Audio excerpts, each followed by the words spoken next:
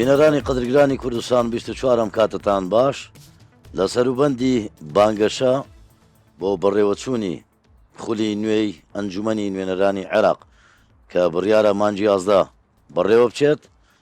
ئێستا لە شاری کەرکووکم لەگەڵ کاندیدانی کوردستان و کەرکووک و پارتی دیموکراتی کوردستان گەنگەشە دەکەین بۆ ئامادەکاریەکانیان بۆ ئەم خولە نوێی پەرلەمانی عێراق. بەڵام باوەم لەبیر نەچێ ئەمڕۆ کە داخلی شاری کەرکووک بووم پەیکەری پێشمەرگەم بینی ئاڵای کوردستانی لەدەست نەبوو. ئەم شەو گەنگەشە دەکەین لەگەڵ کاندیدانی پارتی دیموکراتی کوردستان بزانین چۆن خۆتان ئامادە کردووە. بەڵام دەستپێک بە کاندیدە بەڕێزەکان بناسێنم. میوانانم بریتین لە دکتۆر گەیلان محەممەد فاتح مامۆستای ئاینی هەروە کاندیدی ژمارە 18 لە بازنەی کەرکووکی لیستی 275 پارتی دیموکراتی کوردستان، هەروە خات و نەجوە حەمید کاکەی مامۆستا کاندیدی ژمارە 8 لە لیستی پارتی دیموکراتی کوردستان، مامۆستا شێرزاد ڕەشید کاکە کاندیدی ژمارە 24. گەلێک بەخێر بێن سەرسەر و سەرچاوان. دەمێ ئاماژە بۆش بکەم کە میوانانی قەدرگرانی شاری کەرکووک لێرە ئامادەن هاونیشتیمانیان بە هەموو نەتەوەکانەوە ئەوی دەبینم لە برایانی تورکمان، عەرەب، کورد، هەروە کاکەیانی خۆشمان خزم و کەس و کارمان بەخێر بێن سەرسەر و سەرچاوانێوەش. دکتۆر هاتمە ناو کەرکووک پەیکەری پێشمەرگە ئاڵای کوردستانی لەدەست نەبوو. بەڵێ بچیتە پەرلەمان چی دەکەی بۆی ئاڵای کوردستان بێنیتەوە دەستی ئەو پەیکەرە؟ قوربان گیان دەستخۆشیتان لێ دەکەین. بەڕاستی ئەوە خەمی لەوانەیە هەموو تاکە کوردێکە لەم شارەدایە مافی ئازادی پشێل کراوە. خەمێکی زۆر گەورەیە، زۆر خەمێکی گەورەیە بەڕاستی. یانی چکە ئیهانەی کەرامەت و عزەتی ملەتی کوردە بەڕاستی لەم شارەدایە. بە حەقیقەت یعنی ئەبێ ئیش لەسەر ئەوە بکرێت لە ناو پەرلەمان بکرێتە یاسایەک، ئەو یاسایە وەکو قانون ڕێپێدراو بێ بۆ ئەوەی کەوا بۆ ملەتی کورد ئازادە لە سەرانسەری عێراق لە هەر شوێنێ ئاڵای بەرز کرێتەوە، مافی خۆیەتی حەقی خۆیەتی و ئەو ئاڵایە چۆن حکومەت بەڕاستی پێی لێ ناوە کە کوردستان واتە ئەو حکومەی دەسەڵاتەی خۆی بەڕێوەی دەبا و فدرالیەتی هەیە، بە هەمان شێوە ئەبێ پێلەوە بنا و ڕازی بێ بەوەی کەوا ئەم ئاڵایە تەمسیلی بەڕاستی ئەو ملەتە زۆرە دەکا کەوا بەشێکی زۆری ناو عێراقە. یعنی ئەبێ کاری جدی لەسەر ئەو خاڵە بکرێ، نەک بەس بۆ پەیکەری پێشمەرگە، بۆ هەر شوێنێک. بەڕاستی پێشمەرگە ڕەمز و تاجی سەری هەموو کوردانە، بەڵام بۆ هەموو شوێنێک یانیەوە نییە بڵێن تەنانەت بەس ئەو شوێنە بێ لە فەرمانگایەک لە شوێنێکایە ئاڵای کوردستان بیندرێ دژایەتی دەکرێ و وەهێرش دەکرێتە سەری و وەڵام ڕۆژانە بینیمان هەتا لە ناوەندی عێراق با بڵێن وابزام لە بەغا بۆ گەر هەڵە نەبم لە یاری تۆپێنێک بوو کە کوردێک ئاڵایەکی بەدەسەوە بوو دەرچوو بوو هەمووی هێرشیان کردە سەری و دایان گرت. ئەمە حساسیت دروستەکە بەڕاستی. ینی ئەمە کێشەی کۆمەڵایەتی عێراق هەوڵ دەدەی ئاڵای کوردستان بگەڕێنیتەوە دەستی ئەو پەیکەرەی پێشمەرگەیەکی ئێستا لە دوامانە. ئەوە بەڵێن ئینشاءالله. نەجوە جەنابەت پێشتر لە پەرلەمان بووی خولی ڕابردوو، هەموو ئەو کێشانەی لە سنووری پارێزگای کەرکووکە یان ناوچە جێناوەکان پێم وابێ هەمووی بە مادەی 140 ئەگەر جێبەجێ بکرێت ئەو کێشانە کۆتاییان پێدێ چارەسەر دەکرێن. ئەمجارە بچیتەوە پەرلەمانی عێراق چی دەکەی بۆی ئەم مادەیە جێبەجێ بکرێت کە دەبوو لە ساڵی 2007ەوە جێبەجێ بکرێت وایە؟ پرسیارەکەوێت چی دەکەن و چیتان کردو لە ڕابردوودا، ئەمجارە چی دەکەن بەهێزەوە؟ کەرەمکە. بالتأكيد مادەی 140 کە ئەگرێتەوە کەرکووک و ئەو ناو شارانەی کە لە دەرەوەی هەرێمی کوردستانە بەداخەوە کە لە خولەکانی تر گرنگیان نەداوەتە ئەم فەقەڕەیە. لە خولی پێنجەم ئێمە گرنگیەکی تایبەتماندا بە فەقەڕەی مادەی 140 لوجنەیەکمان پێک هێنا لە بەڕێز هادی عامری سەرۆکی لوجنەیە و خۆشببختانە کاک دژوار فایقیش جێگرێتی یاساکە هەیە بەڵام حکوومەتی بەڵێ بەغدا ئاخر بۆ ئەوەی بۆ ڕوونکەینەوە ئەمە خطوەی یەکەمە کە ئێمە لوجنەیەک دەستنیشان بکرێ لە حکوومەت اتحادی دەربارەی مادەی 140 کە پێشتر سڕ کرابوو پێشتر کەس باسیشی ناکرد لە خولەکانی تر ئێمە لەم خولە توانیمانە و لوژنە دەست بەکاریش بوون جوولانەیە کەوتووەتە ناو مەلەفی مادەی 140 لە هەموو شارەکان ئەوەی معاملەی تەواو نەکردووە بڕا معاملەکەی تەواو بکات دەستیانیش کرد بە تعویزاتی عوائلەکانی مادەی 140 و فەقەرەیەکمانیش هەیە ئەگەر لە حالەتێ وەکو دەوڵەت نەتوانێت ئەو بڕەپارەیە تەرخان بکە بۆ مادەی 140 فکرەیەکمان هەیە کە عەرزێکیان پێ بدرێت بەقەدەری ئەو پارەیە بێ کە ئەدرێتە پێیان لە حالەتی ئەگەر سیولە کەم بێت لە حکوومەت اتحادی یعنی دەستنیشان ئەمەمانیش کردووە کە معالەجەی ئەو حالە بکرێتن فعلا دەست بەکاربوونە لوجنەکە و هەل لە کەرکووکیش خەڵکیش پارەکەی تعویزەکەیشی وەرگردووە ئەگەر لە حالەتێکیش تەخیر بێتن معاملەکەی تەخیرە نەقسی تایە خۆتەزانی هەیە معاملەی لە کاتی خۆی تەقدیمی کردووە بەڵامی صاحبی عائلەکە نەماوە گەورەی عائلەکە نەماوە ئەتوانین بیدەینە مناڵی کچی کوڕی گەنجەکانی بۆ ئەوەی ئەمە لە خولی ئەم پەرلەمانە توانیمان ئەمە حرەکەیەکی باشی تیا بکەین و بچینە پەرلەمانیش دووبارە بە تەکید ئەم مادەی 140 لەگەڵمان هەبێت زیاتر ئەنجام هۆکارەکانی بدەین. دەستخۆش مامۆستا شێرزاد لە پاش 16 ئۆکتۆبرەوە خوێندنی کوردی و زمانی کوردی کێشەی زۆری تێکەوت لە کەرکووک بە تایبەتی لە ناو پارێزگاکە جەنابەت بەرپرسی خوێندنی کوردی وی پێما بێ دەمەوێت بزانم ئێستا لە کوێن کێشەکە هەرماوە لە کاتێکدا زمانی کوردی زمانێکی فەرمی ئەم وڵاتەیە کە ناوی عێراق کێشەکانتان بەردەوامە یان چی دەکەی بچیتە پەرلەمان بۆ چەسپاندنی زمانی کوردی لە خوێندن؟ زۆر سپاس. ئێمە لە سەرەتای پرۆسەی ئازادی عێراق تەنها 15 قوتابخانەمانە بوو. شەرەفمەندم کە یەکێکم لە دامەزرێنەرانی خوێندنی کوردی لە شاری کەرکووک لە دوای پرۆسی ئازادی عێراق ژمارەی قوتابخانەکانمان گەشتوتە 500 و تقریبان 50 قوتابخانە و ژمارەی قوتابی و خوێندکار نزیکەی 90,000 و لەسەر هەموو باڵەخانەکانی خوێندنی کوردی هەموو ئاڵایەکی کوردستان بەرز کراوەتەوە و لەسەر هەموو ڕۆژانی پێنجشەمەش ئەمە پێش 16 ئۆکتۆبەر ڕۆژانی پێنجشەمەش مەراسیمی بەرزکردنەوەی ئاڵا لە هەموو قوتابخانەیەک ئەنجامدرا بە سروودی ئەیڕقیبەوە. دوای 16 ئۆکتۆبەر ئاڵاکان مەنعکرا و ئاڵاکان لابرا و ئەو ئاڵایی دەستی پێشمەرگەش هەر لە سەرەتای ڕووداوەکانی 16 ئۆکتۆبەر لادرا. ئەوە ئیستفزازێکی گەورەیە بۆ میلەتی ئێمە و ئێمە دوای 16 ئۆکتۆبەر لە قوتابخانەی عەلیمەردان پێنجشەمە بوو دیسان مەراسیمی ئاڵا بەرزکردنەوەمان کرد لە ڕۆژی ئاڵا کاکاتە هەفتەی 12 بۆیە هێزێکی نیشتمانی عێراقی ئەمنی وەتەنی متارەدەیان دەرکرد بۆ مدیری قوتابخانەکە و مدیری قوتابخانەکە هەڵهات بەرەو کوردستان و دوایی لە ڕێ حزب و لە ڕێ ئەندام پەرلەمانەکانەوە توانیمان بێنینەوە ناو شاری کەرکووک. ئەوە بەنسبەت ئاڵا لەسەر قوتابخانەکان نەماوە بۆیە ئێمە دەڵێن لە هەموو شوێنێک کە مادەی 140 بێ پێوترێن ناوچەی کێشە لەسەر بۆی هەیە مادەم کێشەی لەسرە بۆی هەیە ئاڵای عێراق و ئاڵای کوردستانی تا بەرز بکرێت. دەستخۆش و لەسەر ئەم ڕیتمە و لەسەر ئەم بەرنامەیە کارەکەین کە جێبەجێ بکرێن. دەستخۆش مامۆستا پارتی لە دوای 16 ئۆکتۆبەرەوە دەسەڵاتێکی وای نەبوو لە شارە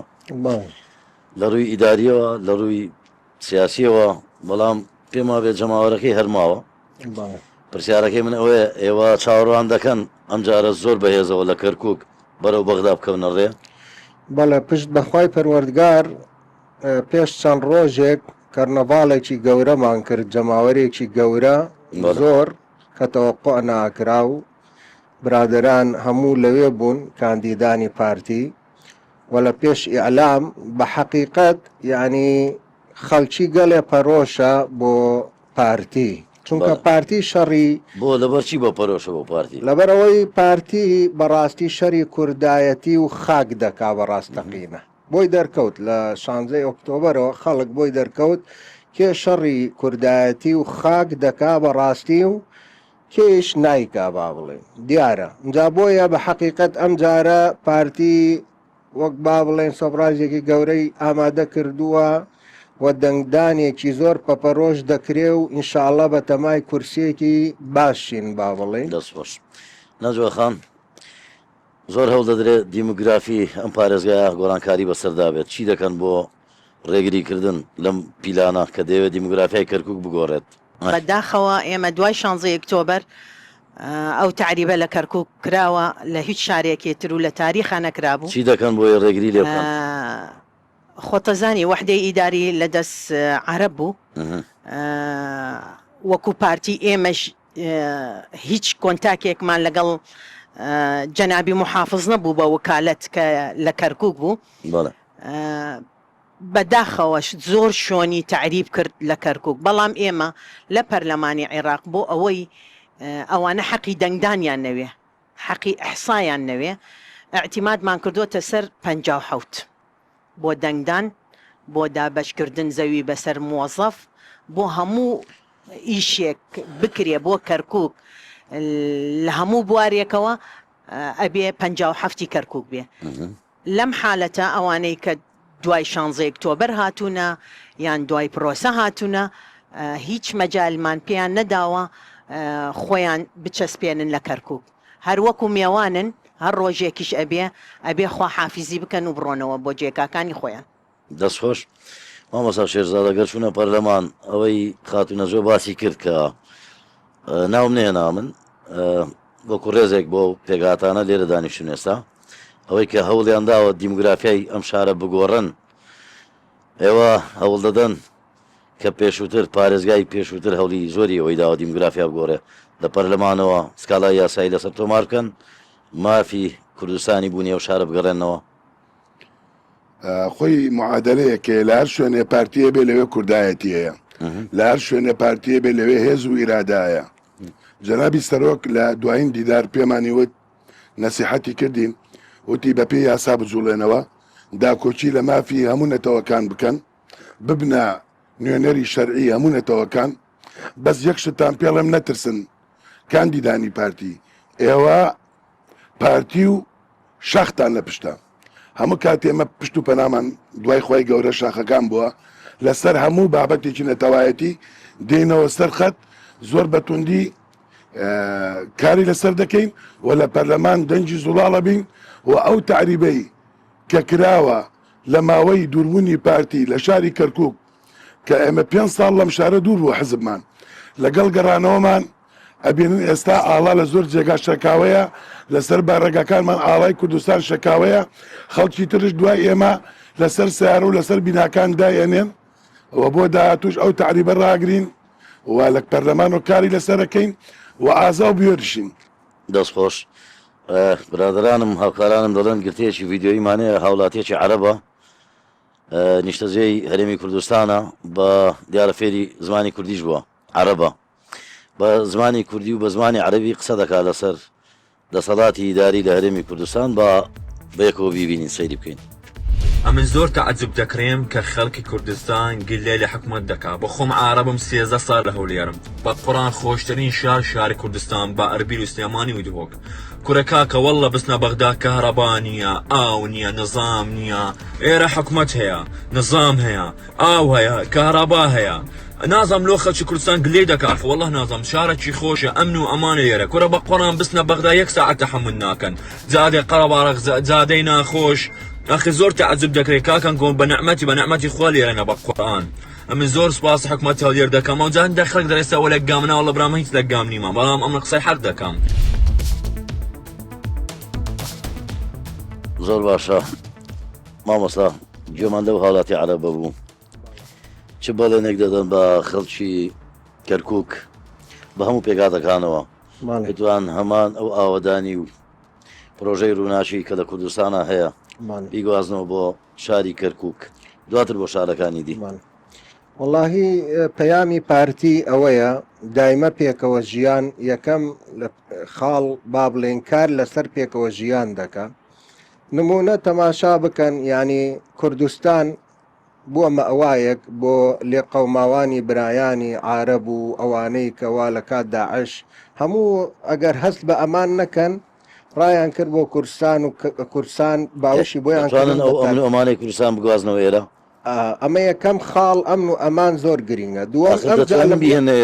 چۆن ناتوانین ناتوانین با بشمەلای ئەو بەڕێزانە ئەگەر تێبینی و سەرنجتان هەیە یان پرسیارتان هەیە لە کاندیدانی بەڕێز یان ئەگەر سەرنجێکتان هەبوو لەسەر قسەی ئەم هاوڵاتی عەرەبە پێم وا بێ جەنابەت ئەگەر بە کورتی پەیامەکانتان بگێنن دیارە لە پێگاتەی تورکوانی جەنابەت بەڵێ کەرەم کە فەرموو قسە بکە. الو عفوا من دووسێ خاڵم هەیە حەزەکەم شەرحێک وەڵاگەر بە کورتی وی سپاس دەبم یەکەم جارە لێم ئێوە میێوان نین ئێوە کەرکووک بۆ هەمومانە سپاس بەخێر بن ماڵی خۆمانە زۆر سپاس الحەمدلله وشکر دووەم نقطە وتت ئاڵەکە نەدینیم وانە بوو بەڵێ وتم ئاڵای کوردستانم نەبینی ئاها ئێمە 6 ساڵ لێرە نەبوون دەرچوون پارتی کامل دەرچوو طبعا لێرە فەراغ بوو ئەو فەراغە چۆن وتی مامەستا نەجوە محافظ بە کێف خۆی ئیشی کرد تعریبی کرد ئەمە ئەو مدەرا هەموو گۆری ئەوانە گۆری بۆ نمونە یەک نقطە پێ دەڵێم باز مایکت لە خۆت نزیکەوە یەک نقطە پێ دەڵێم ئێستا ئەم بینایە وەرە شۆڤڵ بێنە بە 2 دقە 3 دقە تەواو بێ بەس عەجەبە ئەمە ئەگەر بینایەکەی احتیمال بە مانگی نابێ بۆ جەنابەت ئەڵێم تۆزی سەبرکە ئێمە ئستەحالیان ئیقلیم کوردستان چۆن دقە بە دقە ئەڕوا بۆ پێش ئستەحالیان پارتی لە کەرکووک دقە بە دقە ئەڕوا بۆ پێش یعنی قیادەکەی خۆمان لە کەرکووک پێڵێم هەمویان شەو ڕۆژ ئیشەکەن شەو ڕۆژ ئەمە یەک ئەتۆ تورکمانی لە پێگاتەی تورکمانی پارتی کەرکووک ئەزانی جەماعەت هەبوویان ئەزانێت تاقە تورکمانم لە 74 دوو بران پێشمەرگە بۆ شەهیدمەیە ڕجام ئەوەیە بۆ هەموو خەڵک کەرکووک خاصەتەن کورد بڕۆم بۆ دەنگدان دەنگدان چۆن ئەڵێ مۆضوعی مەسیریە یعنی من ڕۆژی پێش فترەیە عینەن تەکلیف بووم عینەن هەڵبژاردم بوو لەگەڵ برادەر حزب تەکلیفی کرد بوتی بڕۆ لەگەڵ فیلان چوومان ماڵ ئەڕۆن بکاکە بڕۆنەوە چوومان بە یەک ماڵ وەڵا وتی من نایم ناڕۆم کاکە بۆ ناڕای ڕجام کردمان ئەملا عیلاجی نەبوو تۆ قەنەعەتت پێنا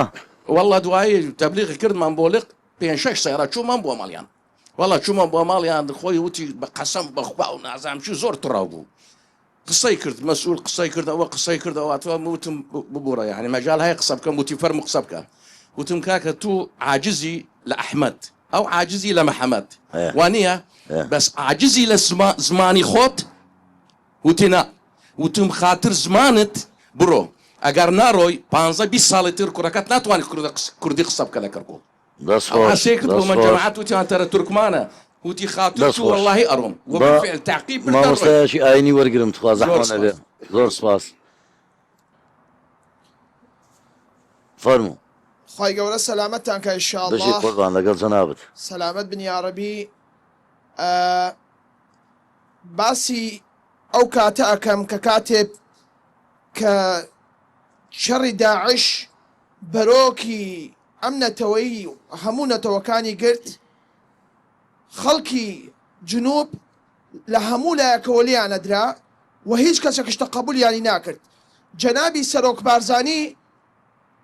بەو وەزعە لەبارەی کە لە کوردستانە هەبوو بەو هەموو قەیرانە وتی کاکە با هەمویان بێن بۆ کوردستان ماڵی هەمومانە ئێمە هەمومان دەبێ خزمەتکاری وڵات و نیشتیمانەکەی خۆمان بین وەکو جەنابی سەرۆک بارزانی ئەفەرمێت بۆ کەس خۆمان ناچەمێنینەوە بەڵام 100 جار بۆ ملەتی خۆمان ئەچەمێنینەوە بۆیە کە هەمومان دەبێ بەرەو دەنگدان بچین من لە یەکێک تووڕەم ئایا وڵات و نیشتیمانەکەم قابیلی ئەوەیە من بەجێ بێڵم نەخێر یەک بە بەیتێکی شعر پێت دەڵێم عاشقانی کەرکووک هەر زیندوون تا ئەبەد لەبەر وەلای تۆ چەند نیشانێ پێ نیشانداین هاتنی دەوری دنیای تۆ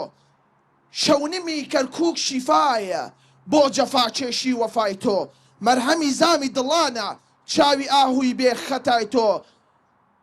بێوەفا بمرێ ڕۆژێ هەزارێ گشتی وە قوربان یەک وەفادارێ باڵاکەی بەرزت لە دوور دیارە کەرکووک باڵاکەی بەرزت لە دوور دیارە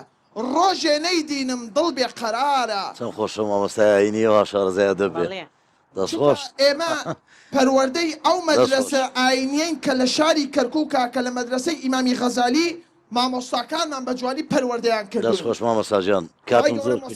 سپاس بەگەڵ دەناویشت نەجوە خام کێشەی زەوی وزار هەرماوە تایبەتی جوتیاران لە گوندەکانی سنووری سەرگەڕان پەلکانە بەردەوام کێشە هەیە ئەمجارە بچنەوە پەرلەمان چی دەکەن بۆی ئەو کێشانە نێڵن خێڵکێشی سادە و ساکار و جوتیار لەو گوندانە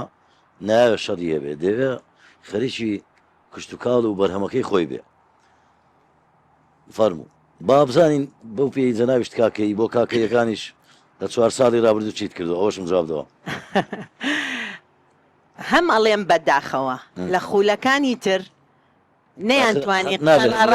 قەراراتی مەجلس قیادەتەورە ئەلغا چ بکەن دەکەی ئەمجارە نا کاکە ئەخر وازحە مۆزوعەکە لە دەورەکانی تر لە خولەکانی تر نەیانتوانی قەراراتی مەجلس قیادەتەورە ئەلغا بکەن ئێمە زەوی وزار متعلقە بۆ مۆزوعە چونکەمە لە دەست کورد و تورکمان بردویانە و دایانەتە نەتەوەیەکی تر ئێمە لەم دەورەیە فراکسۆنە کوردیەکان یەکدەنگ بووین یەک هەڵوێست بووین بۆ ئەوەی ئەو قەراراتانە ئەلغا بکەینەوە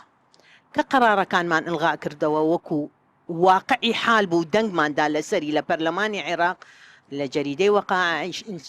نەشر کرا و مصادقە لەسەری کرا ئەمێنێتەوە مەرحەلەی دووەم ئەبێ لوجنە تەشکیل بکرێ لە هەموو ئەو شوێنانەی کە ئەم قەراراتانە ئەگرێتەوە ئێمە دوو نەوع قەرارمانە بوو شؤونی شیمالمان هەبوو ئەوە کاتی خۆی هەر جێبەجێ کراوە بەڵام مەجلس قیادەتەورە نەخێر مابوو هەم پێت ئەڵێم یعنی ئەندام پەرلەمان هەبوو لە نەتەوەکەی تر ئەیوت من هەر خۆم سڕمان کردووە لە دەورەکانی تر لەخوا بە زیاد بێ کە ئێمە دەنگماندا لەسەری ئەو لوجنانەیش تەشکیلە بێ بە زووترین کات ئەگەر خلال ئەم 2 مانگ 3 مانگیشە نەبێ کە عمری پەرلەمان و عمری حکوومەت ماوە بەڵام بۆ 2026 دەست بەکارە بن ئەوەی خاوەن شەرعی ئەو زەوی وزارەتە مستەمسەکێکی ڕسمی لە دەستێتی سەنەدێکی ڕسمی تەملیک لە دەستێتی هەنباوک و باپیرانیە بۆی ماوەتەوە ئەی باتە پێشی لوجنەکە و لوجنەکە قەرارەدا لەسەری خۆی ئەبێتە ساحبی شەرعی ئەو زەویە ئیتر بۆ مناڵی خۆی بۆ نەوەی خۆی ئیتر خۆی حەقت تەسەڕفە مامۆستا شێرزاد پۆستی ئیداری زۆر کورد زۆری لەدەستداوە چی دەکەن بۆی ئەو پۆستە ئیداریانە وەرگرنەوە بەڕێوبەری دەستگا فەرمیەکانی حکوومەت کورد زۆری لەدەستداوە ئاگادارین بەڵێ لە ناو کەرکووکە خۆتان نەزان وکو جەناب ئاماژەت پێ کرد زۆربەی پۆستە ئیدارەکان لە دەستی ئێمە نەماوە و لە فەراغی کووردا کاڵم کورد ینی پارتی سەتانەوە لەدەستراوە هەمووی لەدەست درا و ڕۆشتووە ئێمە ئەم جارە لە تەشکیلکردنی حکوومەتی خۆجێیی کەرکووک جەنابی سەرۆک بارزانی بە وەفدی عەرەبەکانی سوننەی وت ئێمە ئامادەین حکومەتان لەگەڵا دروستکەین بەڵام بێ پارێزگار لە ئێمە بێ و ئەو پۆستە ئیداریانە کاری لەسەر بکرێ بە شێوەیەکی عادیلانە بەش بکرێ ئەوان وتیان ئێوە 2 کورسیتانەیە چۆن داوای پارێزگارەکەن جەنابی سەرۆک بارزانی وتی ئێمە 2 کورسیمان نییە ئەبێ کورسەکانی کورد گشتی پێکەوە هەژمار بکرێواتە کورسەکانی برایانی یەکێتیش دا پێیان چێ بۆ دەنگدەرانت وەڵام من وەک مامۆستا شێرزاد پەیامێکم داوەتە دەنگدەران کالێم ڕازگۆ بم لە بەڵێنەکان و دەستخۆش عذابم لە جێبەجێکردنی بەس پەیامێکی وازەحمێ بۆ هەموو گەلی کورد و کوردستانش بیستویانە کالێم ژمارە 24م 24 کاتژمێر لە خزمەتی خەڵکی کەروکەم مامۆستا دوا پەیامت بۆ دەنگدەران دو پەیامم دەڵێم دەنگ بدەن بە لیستی پارتی لیستی ئاوەدانی و خزمەت گوزاری و منیش بەڵێنتان پێ دەدەم کە ژمارەی هەژدەم ئەگەر دەنگم پێ بدەن واتە مافەکانتان نایەڵم پشێل بکرێ دەستخۆش جوانە خاتون خاتونە جواب دەستکەوتەکانی ڕابردوومان بەڵگەن لەسەر خزمەتەکانی ئایندەمان. دەستەکانتان خۆشێ بە هیوای سەرکەوتن بە هیوای سەرکەوتنی دەنجی کوردستانیان لە بازنەی کەرکک. سپاس بۆ میوانانی بەڕێز و قەدرگران کەم شەو لێرە تەشریفیان هێنابوو. سپاس بۆ ئێوەش دووبارە. سپاس بۆ بینەرانی هێژا کە تاوە گوێستا یاوەرمان بوون. هەمیشەتان شاد.